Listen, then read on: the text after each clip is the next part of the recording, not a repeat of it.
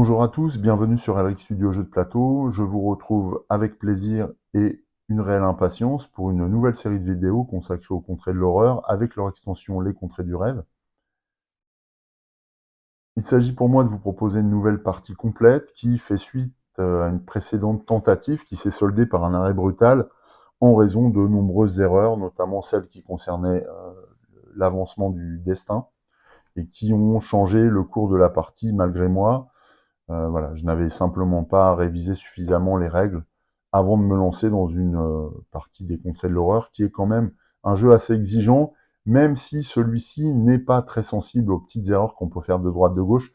Mais là, il s'agissait d'un manque de maîtrise des mécaniques fondamentales, donc ça prêtait vraiment à conséquence.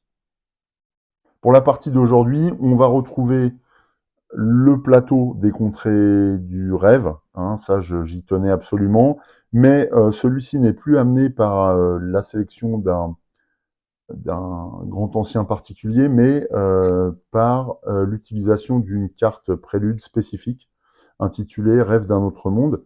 Celle-ci nous permet d'utiliser ce plateau d'une part, mais également un deck spécifique qui s'appelle le deck de cartes aventure, je crois, ou expédition, non, aventure, et donc qui vient s'ajouter aux mécaniques du jeu de base. Pour le reste, on est un petit peu dans la même situation que la partie précédente, sauf que j'ai changé de grand ancien et changé d'investigateur simplement parce que j'ai pensé que vous souhaiteriez euh, retrouver un nouvel intérêt sur une partie totalement repensée, on va dire, hein, si j'ose dire. C'est pas vraiment repensé, mais euh, en tout cas renouvelée après l'expérience manquée précédente. Bien entendu, il n'est pas question pour moi de vous proposer une mise en place complète, parce que le jeu est tellement massif qu'il nécessite quand même d'avancer un petit peu, sinon on y passe des heures, et il faudrait que je consacre un épisode entier à la mise en place. Il va s'agir pour nous simplement d'installer les derniers éléments plus ou moins aléatoires de la partie, de faire connaissance avec le grand ancien et les investigateurs, de voir un petit peu leurs capacités, leur dotation de départ, et puis dans la foulée, nous lancer dans les premiers tours de jeu. Voilà, et bien écoutez, je vous propose de nous lancer dans la mise en place des éléments aléatoires sans attendre. Et puis ensuite, nous pourrons démarrer la partie. Premiers éléments importants liés au grand ancien. Donc on va prendre connaissance de Atlak Nasha, qui est la tisseuse de rêve. Donc on voit que c'est un grand ancien de l'extension. Je ne sais pas si on le voit quelque part d'ailleurs. Je pense qu'on le voit, voilà, ici, avec le chat là.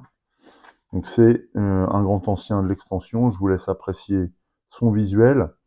Alors, Atlak Nasha, la tisseuse de rêve,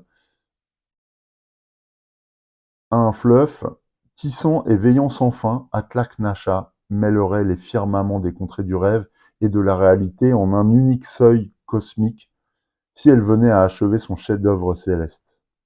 Elle livrerait alors passage aux horreurs du monde souterrain, afin qu'elle mène la guerre contre les cités de l'humanité. Effectivement, c'est assez peu réjouissant.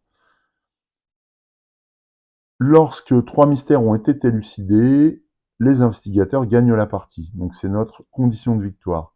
Lorsque Atlak Nasha se réveille, retournez cette fiche et résolvez l'effet Atlak Nasha se réveille au verso. Elle a également un effet sentence qui provoque la génération d'un portail, à moins que les investigateurs ne défaussent collectivement autant d'indices et ou de sorts que la moitié du nombre d'investigateurs. Ok. Les cultistes qui essayent d'invoquer Atlak Nasha, qui essayent de faciliter son retour, ne font pas bien peur apparemment, puisqu'il n'y a pas de test de volonté, et ne sont pas très puissants non plus. Le test de force n'est pas modifié, et leur capacité de résistance est de 1. Néanmoins, quand ce monstre est généré, hein, quand le cultiste est généré, déplacez-le sur le plus proche case qui ne contient ni portail ni monstre. Donc ils sont là en fait pour répandre le culte de Atlach-Nacha partout dans le monde, ce qui est un petit peu flippant. En matière de mise en place, mettez de côté le monstre araignée de Leng. Alors ça, je l'ai déjà sorti, il est ici. Voilà. Encore quelqu'un de... Enfin, une créature bien avenante. Et puis, l'investigateur principal gagne un sort. Alors, le sort, eh bien, on va remélanger. Et on va voir qui gagne ça. En même temps, on va déterminer l'investigateur principal au dé, tout simplement. Pour déterminer l'investigateur principal, je vais lancer un dé. Et alors, mes investigateurs sont là, de haut en bas. On va les découvrir tout de suite après, mais toujours est-il que là, 5. Donc, c'est l'investigatrice située en bas de la pile qui va récupérer un sort. Alors, le sort, allez, eh bien, c'est un sort que j'aime bien, qu'on connaît, puisque je l'ai utilisé lors de la dernière partie. C'est le sort d'entrave. Incantation, lorsque vous ou un autre investigateur sur n'importe quelle case résolvez une rencontre combat, vous pouvez faire un test de savoir. Si vous réussissez, réduisez à 1 les dégâts de ce monstre lors de cette rencontre, puis retournez cette carte. Alors c'est d'ailleurs un sort que j'ai mal utilisé la précédente partie, parce que je ne retournais pas cette carte, et donc je n'appliquais pas les conséquences. Ce sort est attribué du coup à Amanda Sharp, qui est l'étudiante, qui sera notre investigatrice principale. Donc je vais mettre le jeton investigatrice principale pour le début de partie. Après, vous savez qu'à chaque fin de phase mythe, on peut changer l'investigateur principal. Le paquet mythe est déjà constitué, alors on verra si on a de la chance ou pas, si il contient plus ou moins de cartes difficiles, vous savez, avec les tentacules. Alors en général, c'est équilibré parce que la proportion de tentacules répartis dans toutes les cartes mythes utilisables pour constituer les paquets mythes sont très très équitables. Hein. On a à peu près, on a même plus d'un tiers de cartes difficiles dans le paquet mythe en fait. C'est très fréquent. Donc je serais pas surpris qu'on en ait plusieurs encore dans notre paquet. Mais ça on le découvrira. Peut-être qu'on aura de la chance aussi et qu'on aura des cartes faciles ou standards. Hein. En tout cas, faut l'espérer. Par rapport à Atlas Nacha, pardon, on a également ces mystères, bien sûr. Donc là, c'est pareil, je vais les mélanger. Et puis, on va en sélectionner un, n'importe lequel. La progéniture. Enfantée par Atlach Nacha dans les sombres cavités de Siknanosh, les rejetons arachnides vivent dans l'espace entre les mondes et n'apparaissent que pour s'attaquer aux rêveurs qui s'en mêlent dans l'étoile grandissante de leur mère. Ok, voilà la progéniture. Un investigateur devrait gagner un artefact. Il peut gagner l'artefact croix de Sikranosh à la place. À la fin de la phase mythe, un investigateur qui possède l'artefact croix de Sikranosh peut attirer les enfants de la mer des araignées. À découvert, générer le monstre épique la progéniture sur sa case. À la fin de la phase mythe, si ce monstre épique la progéniture est terrassé, élucider le mystère. Ouais, par contre, ça commence fort. Hein. Il va falloir terrasser un monstre de type, comment ils ont dit ça, épique, voilà.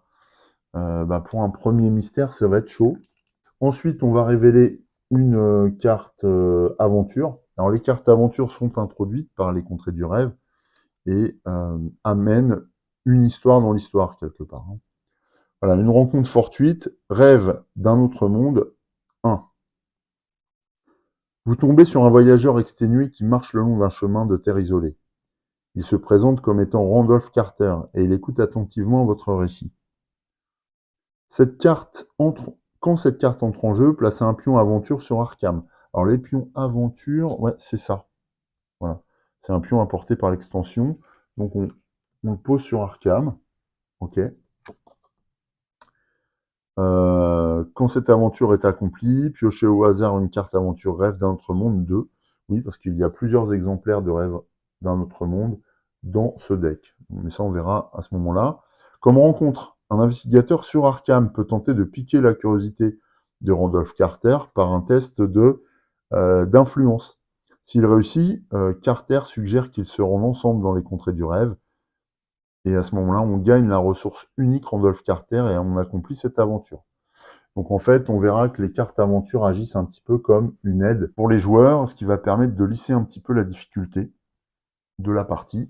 Bon, très légèrement, cela dit. On va placer le jeton expédition. Alors pour ça, vous savez qu'il suffit de brasser le deck expédition.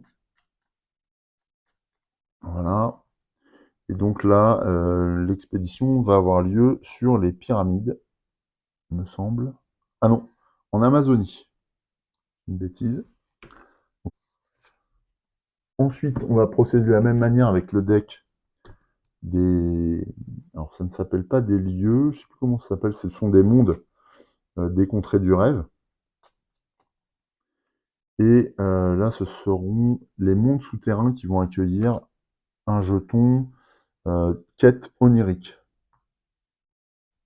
Sur le plateau principal, nous allons piocher. Alors là, c'est une règle très particulière à l'extension. Et en fait, l'idée, c'est de piocher 3 portails pour installer ces pions sur le plateau principal, qui sont des portes d'accès direct vers les contrées du rêve, notamment vers les mondes du contrée du rêve, hein, pas vers les lieux. Il y a sur ce plateau des mondes distincts des lieux. Les lieux sont accessibles en évoluant dans les contrées du rêve et constituent des lieux semblables aux lieux sur le plateau principal. Par contre, les mondes sont très différents, ça se rapproche de ce qu'on avait dans Arkham V2 en fait. Donc ce sont vraiment des lieux oniriques. Alors, on va déjà placer vers Kadat l'inconnu. Hop, et on va voir où on va le placer. Eh bien, vers Kadat l'inconnu apparaît à Londres. Donc dans ce cas-là, eh bien, ce portail onirique est placé ici. Donc on voit qu'il y a un chemin là. La particularité, c'est que un investigateur peut emprunter ce passage sans dépenser d'action, une fois par tour, pour se rendre directement dans le lieu en question. Donc ça, c'est bien. L'autre particularité, c'est que ce portail est pour l'instant placé face visible. Ensuite, on fait la même chose pour le deuxième portail qui sera vers les mondes souterrains. Et celui-ci concerne Shanghai. Donc là, voilà. Et là encore, eh bien, le portail est mis de côté. Ensuite, Buenos Aires, pour le dernier qui conduit vers la Lune. Désolé pour cette interruption. Donc voilà, une fois qu'on a sélectionné les 3 lieux, eh bien, les portails sont remis dans la pile, mais face visible. Alors par contre, l'ordre n'est pas bien clair, je vais les remettre dans l'ordre d'apparition.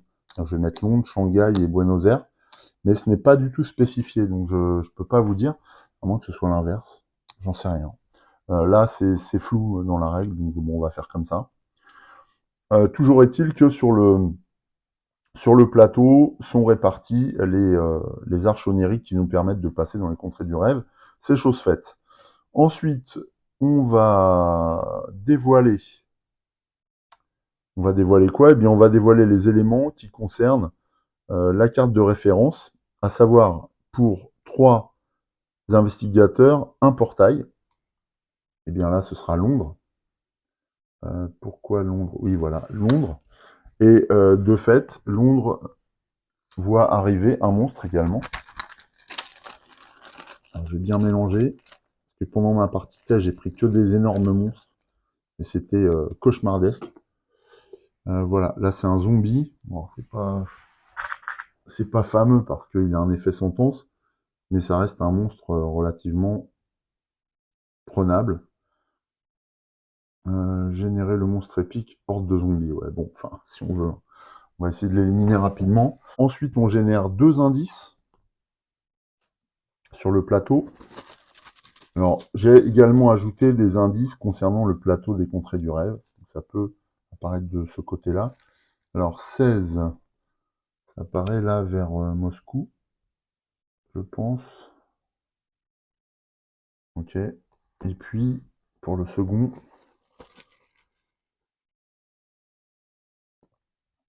11. Alors, 11, c'est au large de l'Afrique du Sud. Alors, je crois que c'est... comment ça s'appelle? C'est l'île d'Akuna ou un truc comme ça. C'est une des îles les plus isolées du monde. Alors, il n'y a pas de représentation, mais en fait, je pense que ça représente ça. On est au niveau des 40e rugissants, là, on le voit, puisque ça passe au niveau du cap, ici. Et donc, cette zone est une des zones les plus inhospitalières de la planète, hein, dans l'Atlantique Sud.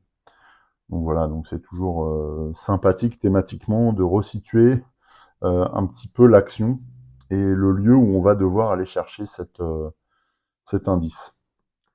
Voilà pour les éléments concernant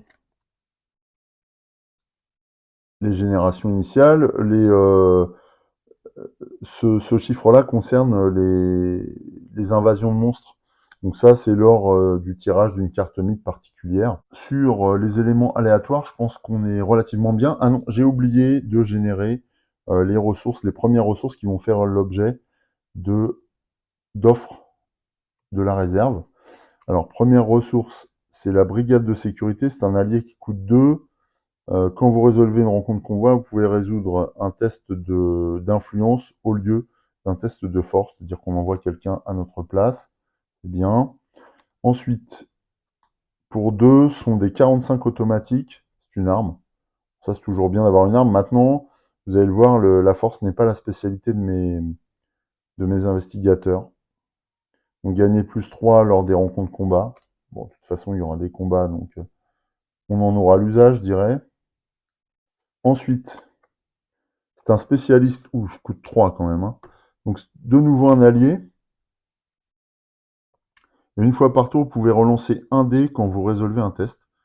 Quand vous gagnez cette carte du paquet ou de la réserve, vous gagnez aussi une condition talent. C'est une carte de l'extension Carcosa. Je crois que c'est ça.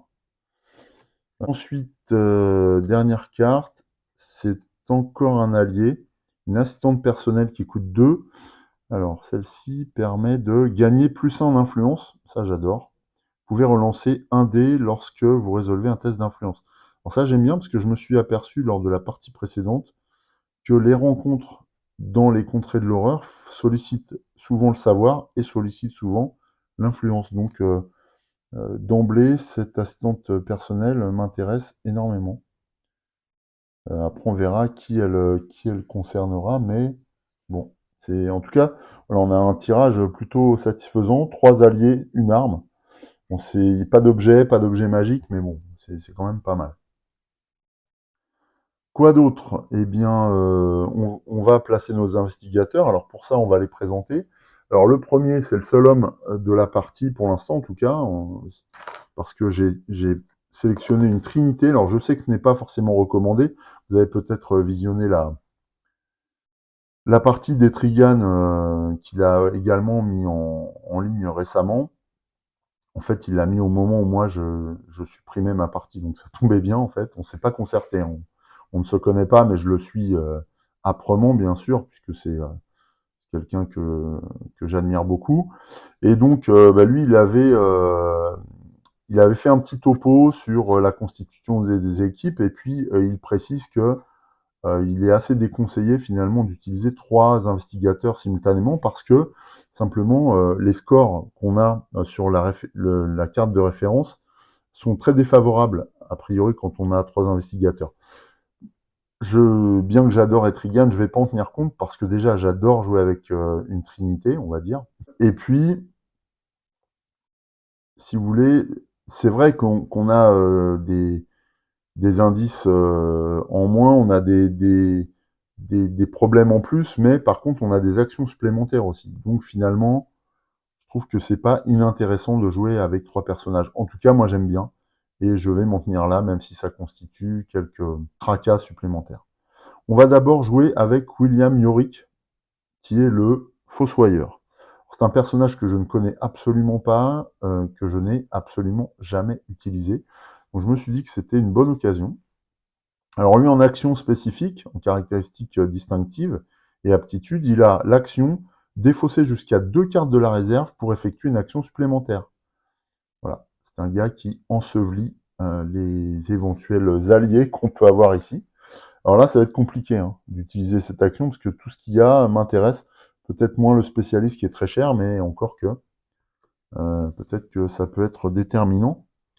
Donc pour l'instant, son action, alors c'est une action, mais je suis pas sûr d'y avoir recours immédiatement. En cours de rencontre combat, lorsque vous terrassez un monstre dont la résistance est supérieure ou égale à 2, vous pouvez gagner une ressource non-service de votre choix de la réserve. D'accord. Donc on voit qu'il a une capacité à déterrer des objets utiles. Très bien. Il a 7 en résistance physique, 5 en résistance mentale, donc c'est un personnage puissant physiquement, assez résistant quand même au niveau volonté. Il a 3 en niveau de savoir, 2 en influence, 2 en observation, c'est un peu son point faible. 3 en force, 3 en volonté. Donc je le trouve assez costaud. Je vais pas mal compter sur lui. Comme dotation de départ, il a les enfouir profondément, grâce à une espèce d'équipe d'assistants là. C'est une tâche. Et une décoction alchimique qui lui donne plus 5 en combat à condition de défausser la carte. Il a également une concentration, le jeton orange que vous voyez à droite. Ensuite, on va jouer avec Séphina Rousseau, qui est l'artiste peintre. Elle a la particularité d'avoir 4 points de vie et 8 en volonté. Donc voilà, c'est un personnage au psychisme puissant. 3 en savoir, 2 en influence, ce qui est assez peu finalement. C'est une artiste assez corporate, hein. Elle a peu de réseau, mais par contre, elle est douée d'observation. Elle a 4, une force qui ne l'intéresse même pas et une volonté satisfaisante. Bon, voilà. En aptitude particulière, elle a une action. Vous pouvez dépenser un point amélioration pour gagner un indice ou une concentration. Ah non, un indice, une concentration et un atout. Donc un point d'amélioration, c'est l'amélioration des compétences. Par ailleurs, après avoir résolu un test, si vous avez obtenu au moins 2 succès, vous pouvez dépenser une concentration pour améliorer une compétence testée, pour améliorer la compétence testée. Donc on voit qu'elle va jouer sans arrêt avec ses compétences, ses capacités, qu'elle peut aiguiser à foison et les transformer après en atout. Donc c'est intéressant, hein, c'est quelqu'un qui a un fort potentiel en fait. Enfin, on revient sur Amanda Sharp, qui est l'étudiante. Alors elle est équilibrée, elle a 6 et 6 en résistance physique et mentale. Elle a 2 en savoir, ce qui n'est pas énorme, mais on pourra améliorer. 3 en influence, elle connaît du monde, à l'université miskatonique d'où elle vient, on le verra. Elle a 4 en observation, 1 en force et 3 en volonté. On voit que la force n'est pas sa spécialité. En revanche, elle a indicible recherche, on verra à quoi ça sert. Elle est vive d'esprit et du coup, elle a sélectionné une entrave, enfin le sort d'entrave. En tant qu'action, vous pouvez défausser n'importe quel nombre de vos conditions de talent pour améliorer une compétence de votre choix par condition de talent défaussée. Donc ça, c'est drôlement bien, hein, parce que là, moi, esprit vif, je ne sais pas si ça va nous servir réellement, donc on verra. Sinon, si vous devez améliorer une compétence, vous pouvez gagner une condition de talent à la place. Donc là, je peux choisir. Alors ça peut nous arranger dans certains cas, les conditions de talent peuvent être intéressantes. Ce qui est bien, c'est d'avoir le choix en fait, hein. Ouais, ça peut diversifier grandement les compétences de cet étudiant qui a soif d'apprendre. Voilà pour nos investigateurs.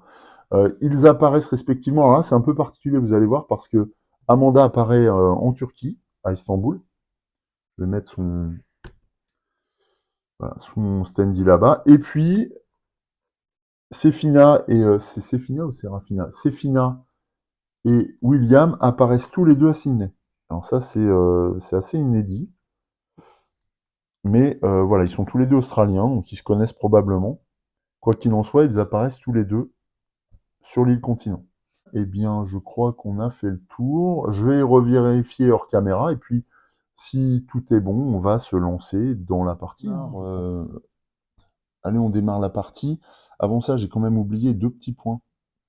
Le premier, c'est que lorsqu'un portail est généré sur un lieu où se situe une arche onirique, eh bien ce portail est généré dans le lieu où conduit l'arche onirique. Donc là, à Kadat l'inconnu. Exactement. Donc c'est pas à Londres qu'il est généré, mais ici. Ce qui signifie aussi que le zombie est généré à cet endroit-là. Ça, c'est la première chose. Deuxième omission, c'est que Dans ses positions de départ, Sefina dispose d'un indice. Donc je vais le piocher au hasard dans le sac d'indices. Voilà. Donc c'est l'indice Himalaya, mais ça, on se moque de sa provenance. Nous voilà fin prêt cette fois. On peut lancer la première phase d'action. Alors c'est Amanda Sharp qui démarre. On va lire son petit fleuve quand même. Depuis l'instant où elle a posé les yeux sur ce tableau, Amanda Sharp entend des voix dans sa tête et voit en rêve des cités d'émeraudes immergées au fond des océans. Ancienne étudiante à l'université miskatonique d'Arkham, elle a décidé de s'absenter quelque temps à l'école dans l'espoir que les étranges voix et les hallucinations s'apaisent.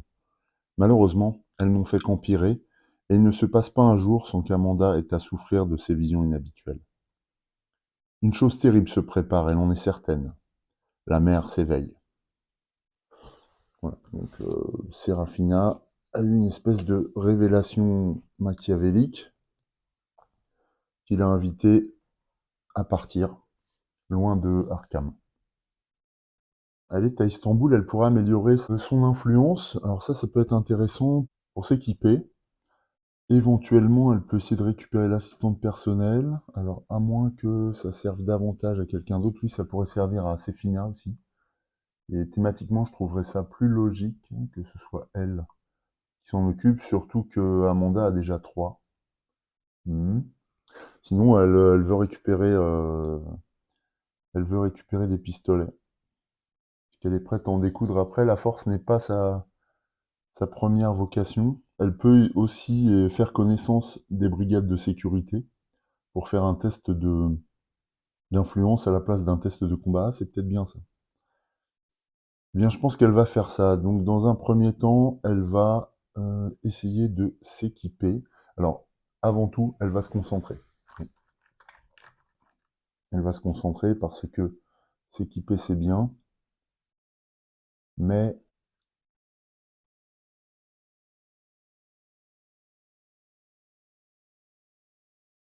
se concentrer, c'est bien pour pouvoir relancer un dé. Je suis en train de voir que lorsqu'on gagne esprit vif, on gagne une condition talent supplémentaire. Ouais, mais alors je ne l'ai pas gagné puisque c'était une dotation de départ. Donc ça ne s'applique pas, je pense. Ça s'appliquera lorsque je récupérerai une condition talent. Deuxième action, elle va essayer d'exercer son influence pour s'attacher les services de la brigade de sécurité. Elle a des arguments en même temps.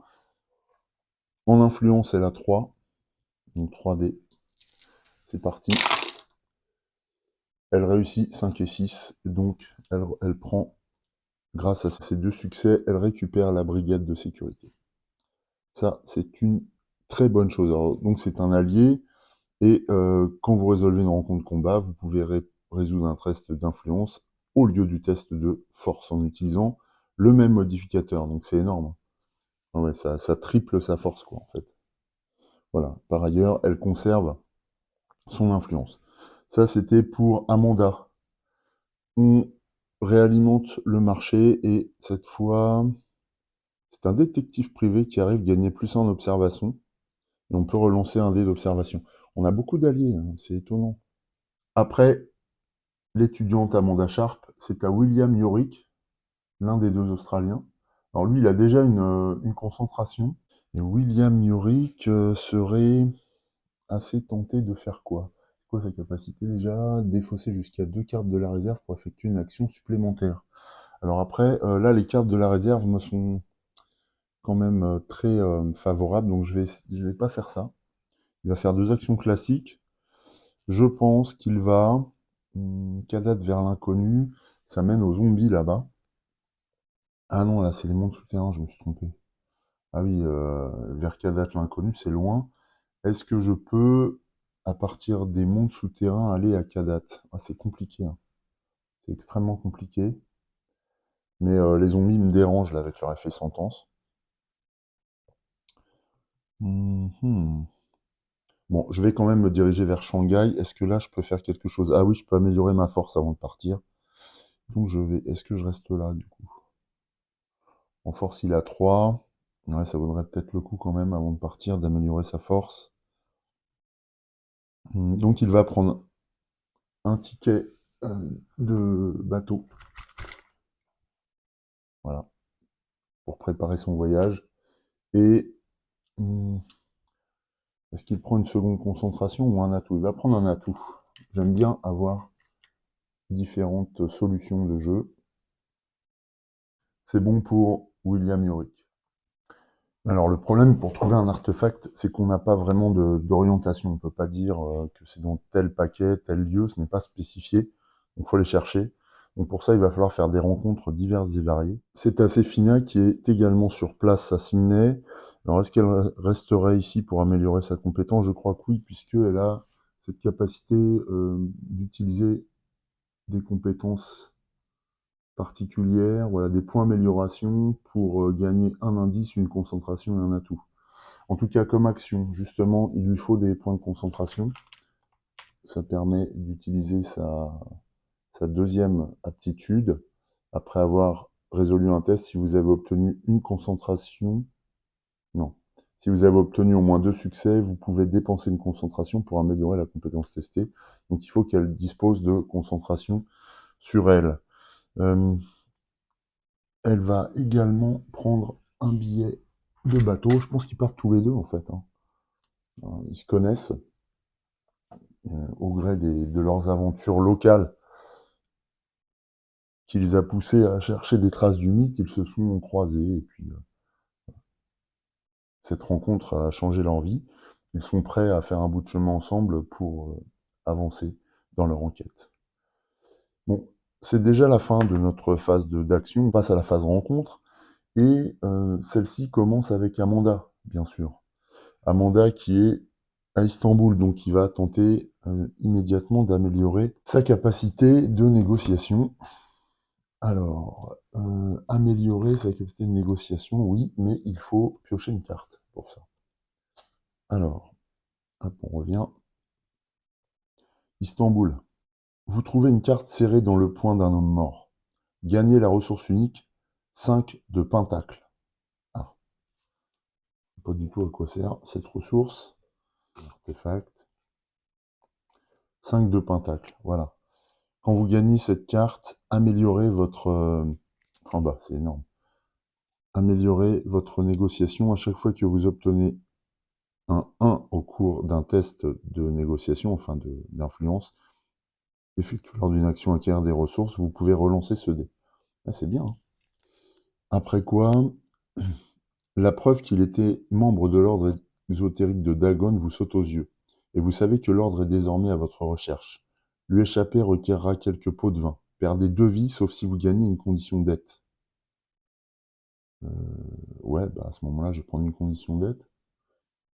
Bah oui, parce que ça diffère un petit peu, la perte des vies, même s'il va falloir que je m'en sépare. Donc tant pis, je prends une condition dette. Alors je crois qu'elle a des capacités lorsqu'elle récupère des conditions. Ah, c'est sur des conditions de talent. Vous devez améliorer une compétence, vous pouvez gagner une condition de talent à la place. Ouais, donc d'accord. Donc pour les conditions d'aide, il n'y a pas grand-chose à faire. Bon. Alors l'ordre de Dagon, c'est ça? La piste. Voilà. Oui, si je l'avais passé. Alors, affaires communes, action locale, faites un test de... Bah voilà, si vous réussissez, défaussez cette carte. Si je fais un test de négociation. Bah oui, c'est vraiment idéal pour un mandat, ça ne valait pas le coup de conserver, enfin de perdre 2 points de vie, vraiment. Donc on va faire comme ça, qui semble plus logique. C'est tout pour un mandat. Donc je défausse cette rencontre.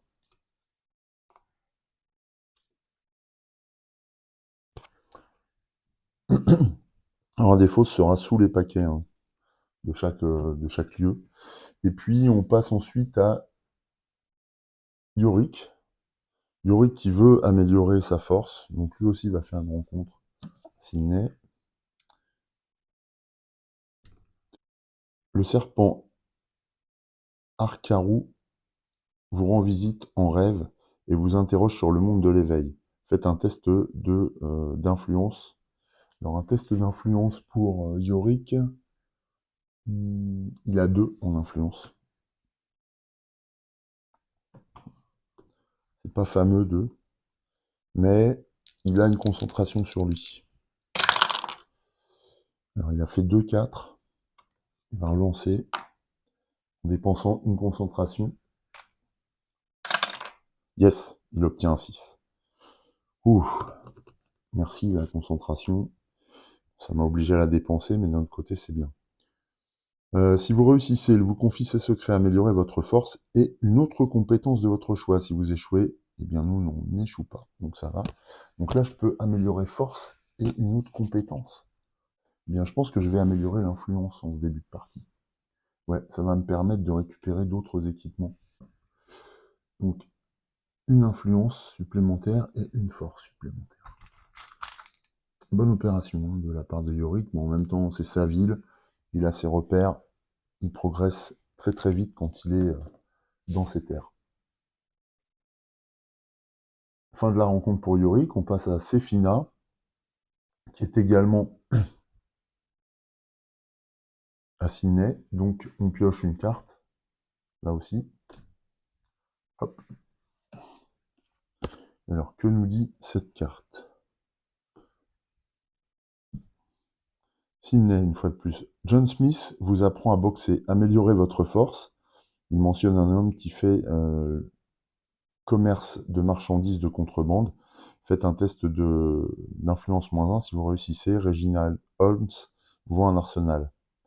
Gagnez une ressource arme au hasard du paquet. Si vous échouez, il vous jette au requin. Gagnez une condition blessure. Ah bah génial. Alors, donc j'améliore ma force dans tous les cas. +1.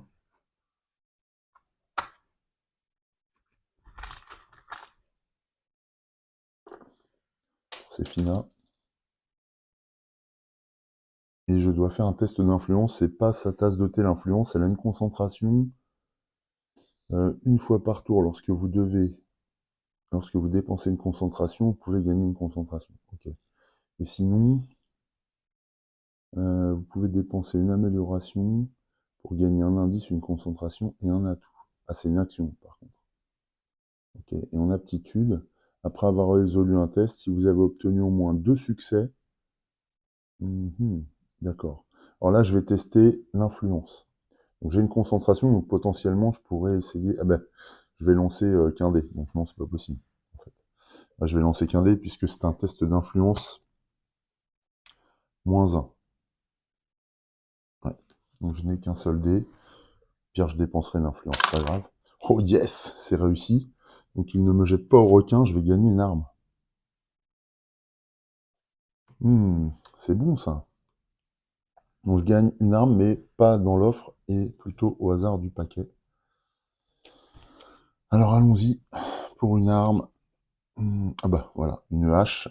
Gagnez +2 lors des rencontres de combat, +2 en force. Vous pouvez dépenser 2 santé mentale pour relancer n'importe quel nombre de dés quand vous résolvez un test de force lors d'une rencontre de combat.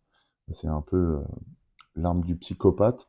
Bah c'est bien, ça va bien, une artiste, je trouve. Donc voilà, eh bien, une phase rencontre plutôt intéressante et plutôt bénéfique à nos investigateurs. Formidable.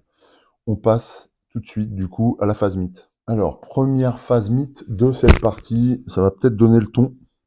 Attention, on y va, on pioche. C'est une carte verte. Ouais, ok. Qui s'intitule Fascination malsaine. Alors par contre, le bon côté, c'est une carte niveau facile, avec la glace ici. Celle-ci fait avancer le présage avant tout. Donc on arrive sur une étoile bleue. Malheureusement, il y a un portail étoile bleue sur le plateau, donc le destin avance de 1. La piste du destin est très courte dans cette partie, puisque Atlak Nacha a 9. Donc ça va être une des conditions difficiles, je pense. Ensuite, il y a une vague de monstres qui surgit. Donc une vague de monstres, une invasion de monstres, alors je revérifie comment ça marche quand même. Dans tous les cas, c'est pas par portail. Une invasion monstrueuse, c'est l'arrivée de monstres, quel que soit le nombre de portails. Donc là, en fait, 2 monstres arrivent. C'est tout simplement ça. Ok, allez, on va les piocher. Ils vont arriver par le portail, par contre. Ou par les portails quand il y en a plusieurs. Là, il n'y en a qu'un. Donc ils vont arriver par Kadak l'inconnu. D'abord, c'est un fantôme.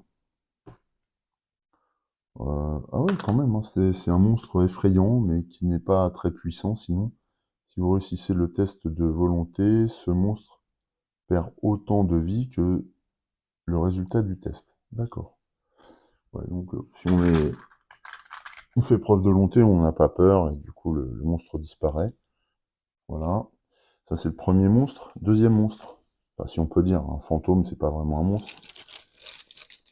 C'est une entité, autre chose. Deuxième monstre. Ah, là par contre, c'est un sombre chevreau. Alors c'est pas la même limonade. Ouais. Voilà. Alors, ça recommence un petit peu comme dans ma partie test. Là on est sur une bestiole redoutable. Heureusement qu'on a les entraves, hein. Parce que là c'est bien différent. Parce qu'on rencontre habituellement, on est sur un monstre. C'est un mini-boss en fait, hein. Et sur un 1 ou un 2, le destin avance. Oh purée, c'est pas vrai. Ça c'est son effet sentence. Le destin est compressé par la présence du sombre chevreau. Et ça c'est très très désavantageux pour nous, en revanche. Ensuite, on continue. 2 indices apparaissent. Espérons qu'ils n'apparaissent pas à Kadat l'inconnu. Pas le moment. Dans le monde de l'éveil serait la meilleure des choses. Le monde de l'éveil, c'est notre monde. Et ben voilà. Premier indice fait son apparition sur la Lune.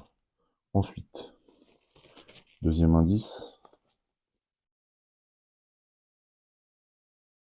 Le deuxième indice apparaît à Rome. Alors, Rome, c'est bien parce que c'est à proximité d'Amanda. Pour n'importe qui d'autre, ce n'est qu'une curiosité quelconque. Mais vous savez qu'elle est spéciale. Vous savez que c'est la chose la plus importante qui me soit jamais arrivée. Et maintenant que vous l'avez, vous ne l'abandonnerez à aucun prix. Événement, l'investigateur principal gagne une ressource de son choix de la réserve, puis il perd autant de santé mentale que sa valeur. Ouh. Je serais bien tenté par le spécialiste, qui coûte 3. Une fois par tour, vous pouvez relancer un dé quand vous résolvez un test. Quand vous gagnez cette carte, le paquet de réserve gagne une condition talent. Ouais, c'est bien, hein.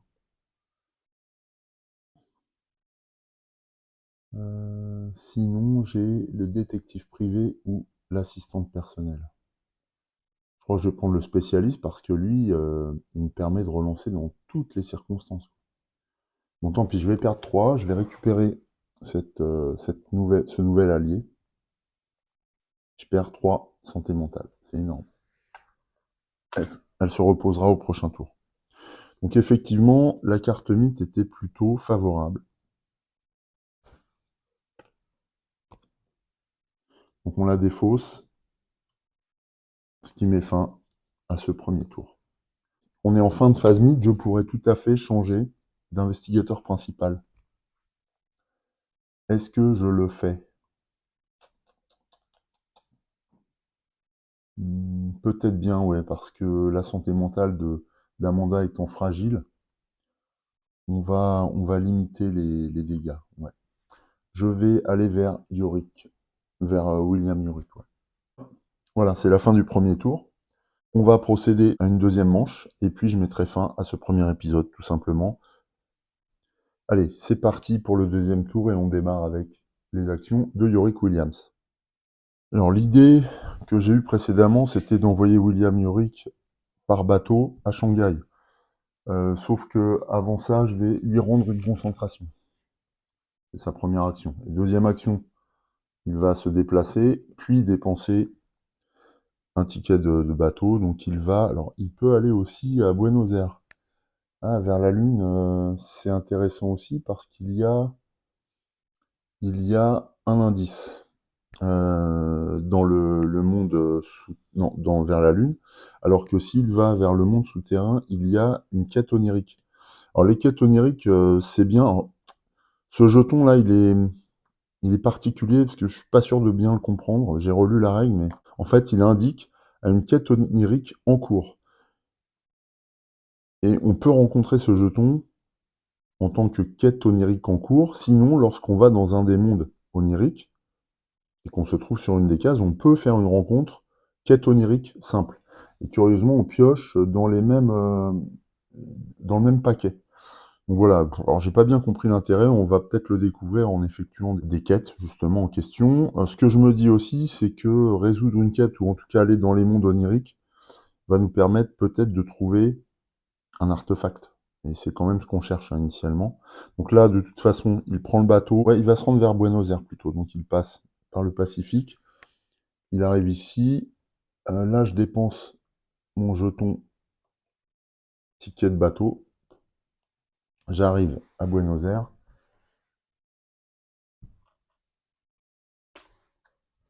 Donc j'atteins mon objectif. Et là, en tant qu'action gratuite, je peux... Alors je vais le mettre comme ça plutôt. Là, en tant qu'action gratuite, je peux me rendre vers la Lune, puisque l'extension amène une nouvelle mécanique qui s'appelle les voies directes ou quelque chose comme ça. Les voies locales, voilà. Les voies locales qui nous permettent gratuitement, une fois par tour, de nous rendre, enfin d'emprunter un portail, enfin un arche onirique. Donc là, Yorick s'enfonce, non, William Yorick c'est son nom, William s'enfonce dans le portail et arrive dans les mondes oniriques de la Lune. Ça, c'est gratuit. Donc voilà un investigateur sur le plateau des contrées du rêve. C'est très bien. On pourrait éventuellement essayer de gérer ça là-bas, je sais pas encore trop comment. Sûrement en faisant équipe avec Amanda et son entrave. Mais il va falloir qu'on réfléchisse un peu à notre moyen d'action. Il faudrait qu'on attire un certain nombre de monstres ailleurs que sur cette zone pour ne pas avoir à rencontrer les 3 ennemis d'un coup. Ensuite, a priori, c'est Séphina Rousseau qui doit faire ses actions. Elle avait pris aussi un ticket de bateau. Alors elle va se rendre à Shanghai dans l'intention d'améliorer son savoir. Donc là encore, elle emprunte une route maritime qui l'emmène en Malaisie. Et de là, elle dépense aussi un ticket de bateau pour arriver à Shanghai.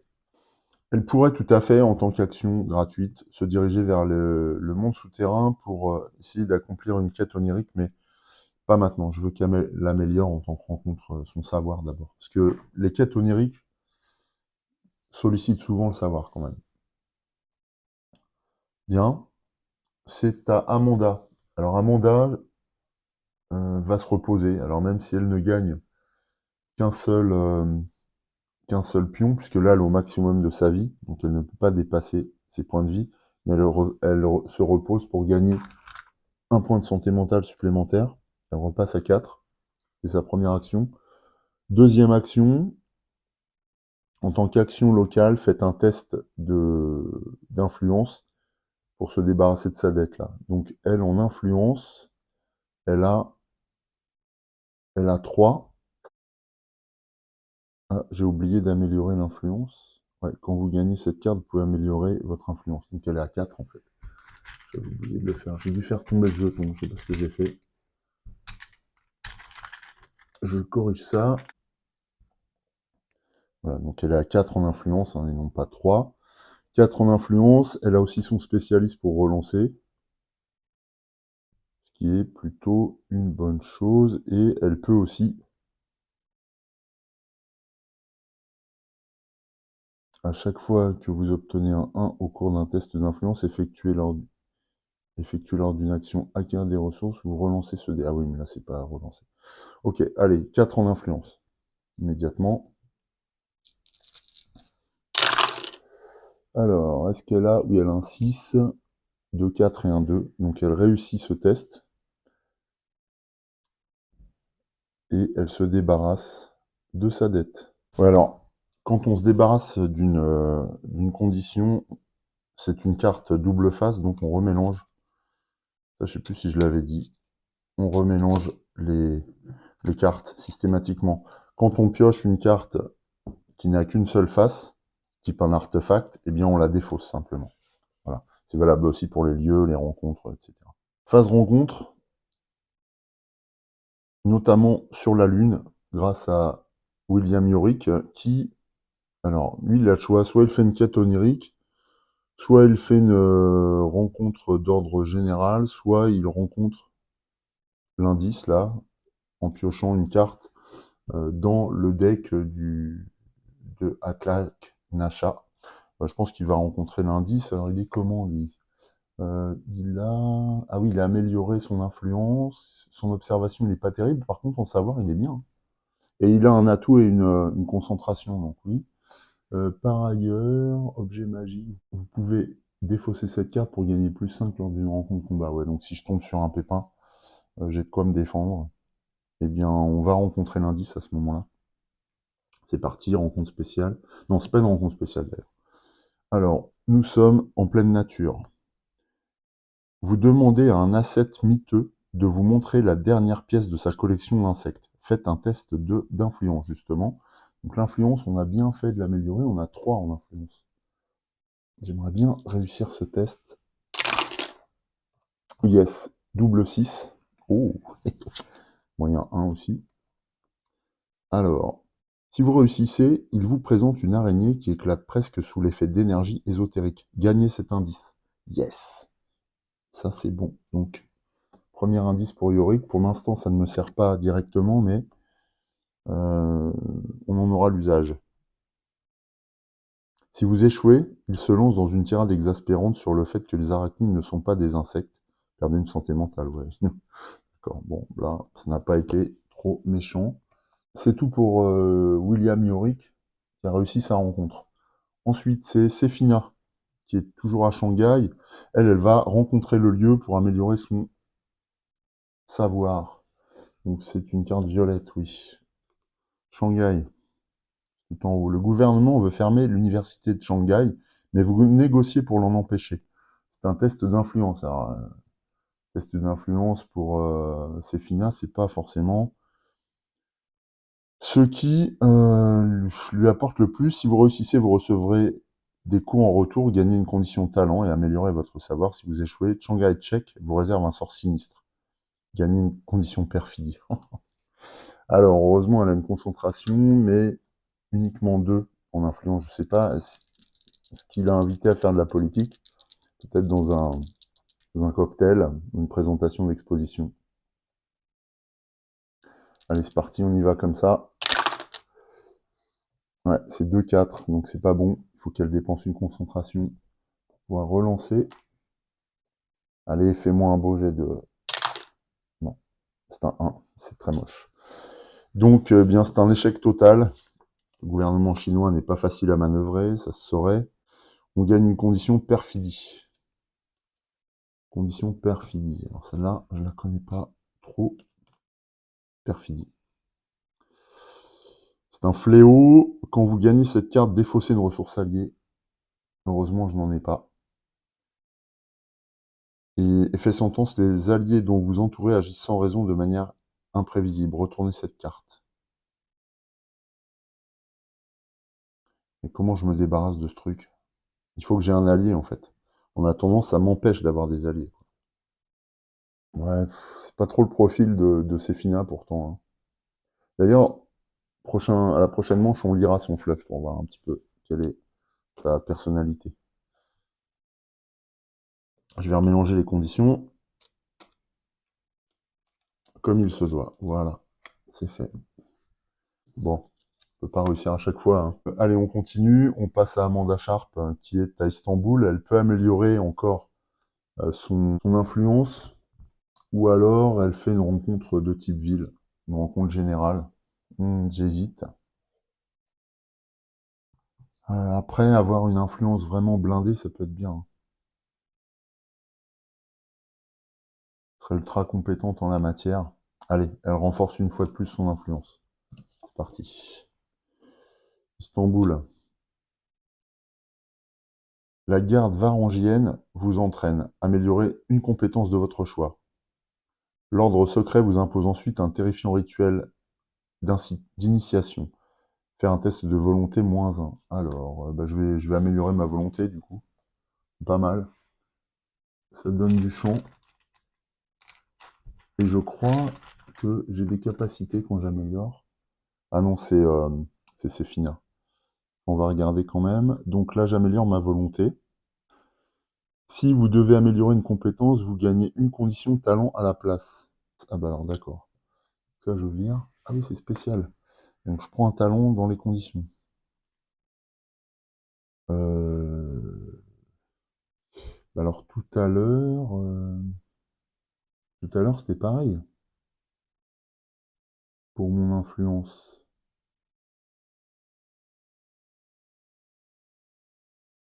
Ah, je me suis trompé. Ah oui, c'est pareil pour mon influence donc. Alors là, je vais prendre un talent déjà. Talent méditation. Quand vous effectuez une action se concentrer ou se reposer, gagnez une concentration ou récupérer une santé mentale. En plus du reste, vous pouvez retourner cette carte quand il y a un effet sentence.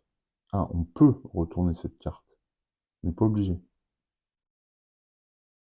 Mhm. Ah, je la connais pas cette carte, on verra.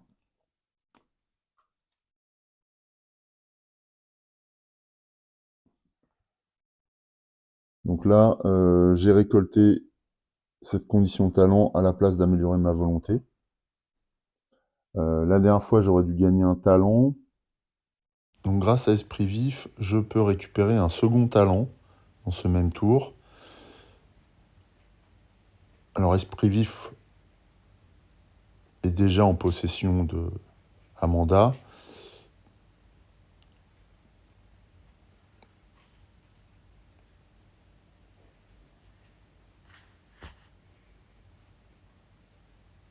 Donc on récupère perspicacité cette fois pour elle en tant que nouveau talent.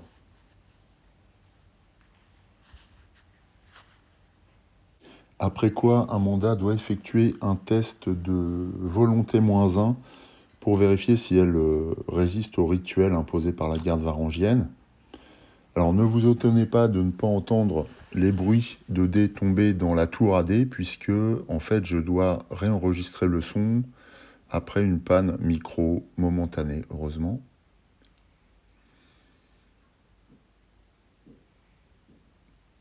Mais vous allez voir que ce jet de dés nous est favorable, donc j'ai conservé la séquence en fait. Voilà, on obtient un 6, ce qui va nous permettre de réussir ce second test, et ainsi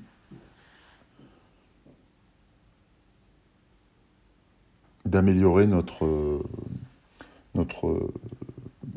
pas notre volonté, mais notre influence.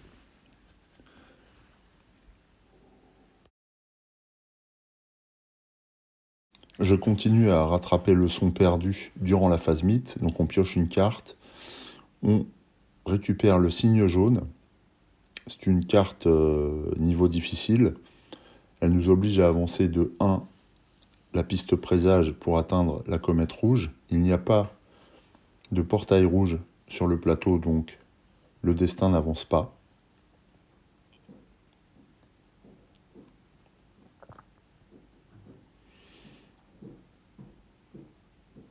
En revanche, on doit appliquer les effets sentences de la carte, à commencer par celui de Atlak Nasha,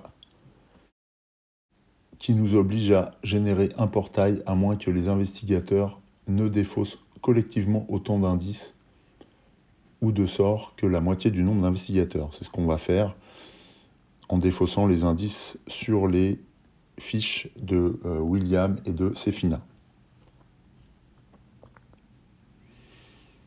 Je vous retrouve tout de suite pour la suite des effets sentences dans un rush comportant le son. Autre effet sentence à appliquer, ceux présents sur les fiches investigateurs, leur possession en particulier, donc par exemple méditation pour Amanda. Vous pouvez retourner cette carte, je ne vais pas le faire, je ne suis pas obligé de le faire. Sinon, il y a perfidie pour Seraphina.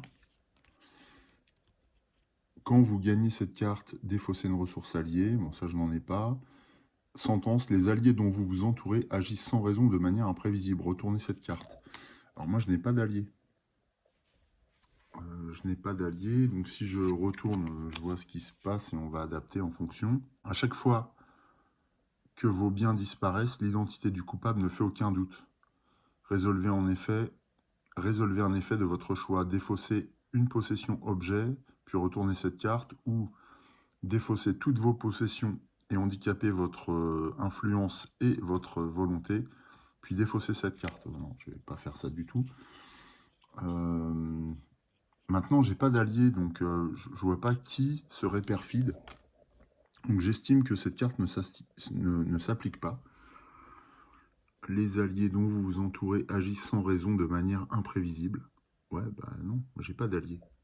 En tout cas, Sefina n'a pas d'allié, c'est sûr. Ça aurait été Amanda, oui. Je pense que, thématiquement, perfidie, ça ne s'applique pas réellement.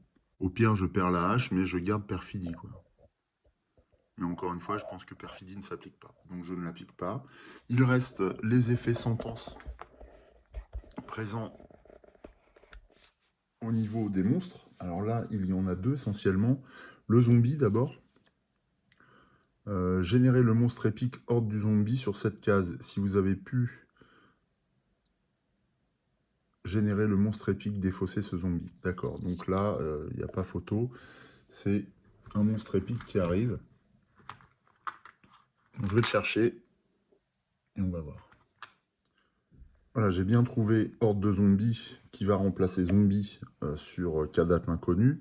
Alors la Horde de zombies est reconnaissable par son biseau là en bas du coin gauche. Elle a un effet sentence encore, mais qui ne va pas s'appliquer ce tour. Lancer un dé sur un 1 ou un 2, avancer le destin de 1. Bien évidemment, le destin encore mis à mal. Et en même temps, j'ai récupéré le pion de progéniture qui est également un jeton monstre d'élite, mais je vais le laisser vers Atlak Nacha. Et puis je remets le zombie dans la tasse. Autre effet sentence des monstres, le sombre chevreau lui aussi. Un effet sentence. Lancer un dé sur un 1 ou un 2, le destin avance de 1. Ça on va voir immédiatement. C'est parti. C'est un 4, donc le destin n'avance pas à cause du sombre chevreau. C'est déjà ça. Les effets sentence sont terminés. On a ensuite un portail qui se génère. Et c'est Shanghai. Alors Shanghai dispose d'une arche ou d'un arche vers les mondes souterrains. Donc le portail Shanghai est généré dans le monde souterrain avec le monstre qui le laisse entrer dans cette dimension onirique.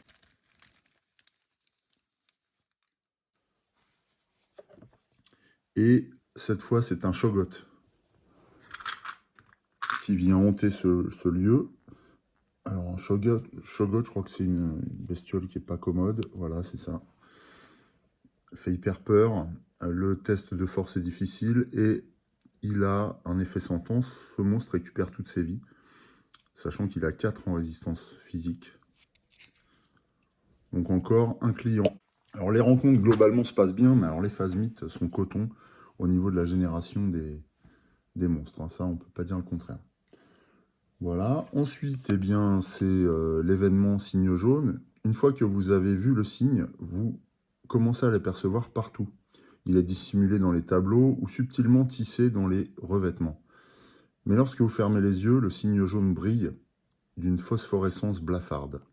Événement, l'investigateur principal perd toute sa santé mentale, sauf si les investigateurs dépensent collectivement 2 indices. Oh, non. Cette perte ne peut pas être prévenue. Oh là là, c'est pas vrai.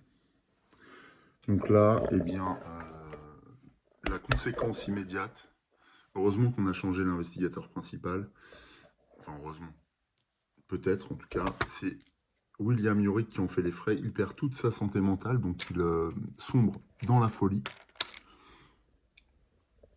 Ce qui signifie qu'il est éliminé de la partie. Déjà. Alors, lui, il est dans la Lune. En même temps, il était déjà dans les mondes des rêves, donc il ne se réveillera jamais. Ce qui signifie aussi que toutes ses possessions vont rester pour le moment sur sa carte, mais que celui-ci va être éliminé. Donc là, je l'installe ici en tant que devenu fou. On va conserver sa carte avec ses possessions, qui peuvent éventuellement être récupérées pour certaines par d'autres investigateurs qui viendraient rencontrer ce jeton. Voilà, mais c'est tout. Alors je sais plus, ça je regarderai si les atouts et les concentrations peuvent être récupérés, je n'en suis pas sûr. Par conséquent, le jeton investigateur doit être déplacé sur un autre personnage, et c'est Sefina qui va en hériter. Je vais regarder quelle est la conséquence sur la disparition de William Yorick. William Yorick est désormais considéré comme un investigateur terrassé, donc j'ai bien incliné son jeton, j'ai mis un pion de santé mentale pour montrer qu'il est devenu fou. On doit le transférer, c'est-à-dire que celui-ci est évacué vers la ville la plus proche. Là, c'est Dilacline. On ne sait pas qui l'a transporté, mais peu importe. Il reste néanmoins dans les contrées du rêve. À chaque fois qu'un investigateur est terrassé, le dessin avance. Donc là, on atteint 7. Donc il perd toutes ses possessions autres que les jetons et les cartes. Il perd tous ses points de vie, il perd également toutes ses conditions. Il n'en avait pas, hein, il a simplement des possessions. Et ces possessions pourraient être récupérées si un investigateur venait à rencontrer son pion durant l'aventure. Le jeton investigateur principal passe à Sefina, on l'a vu, et nous verrons qu'à la fin de la phase 8, à la toute fin, eh bien, à ce moment-là, nous pourrons choisir un nouvel investigateur en remplacement de ce cher disparu. Mais c'est à ce moment-là uniquement qu'on peut récupérer un nouveau personnage. Là, d'ailleurs, on ne pouvait pas défausser des indices. Ouais. Donc en fait, ben, on est à la fin. On est à la fin de la phase mythe. Donc on défausse cette carte qui a été redoutable. On voit la violence avec laquelle le jeu peut s'en prendre aux investigateurs, même en début de partie, puisqu'on n'est qu'au deuxième tour. Ce qui va nous conduire à piocher un nouvel investigateur. Je pense que nous ferons ça au début du prochain épisode, histoire de repartir du bon pied. Là, je vais mettre fin à ce premier chapitre. Je pense que ça a été beaucoup mieux au niveau des règles. En tout cas, je l'espère. Surtout, n'hésitez pas à me donner vos impressions dans vos commentaires. Je vous dis à très bientôt pour la suite de l'aventure. En attendant, je vous embrasse. Portez-vous bien. Salut!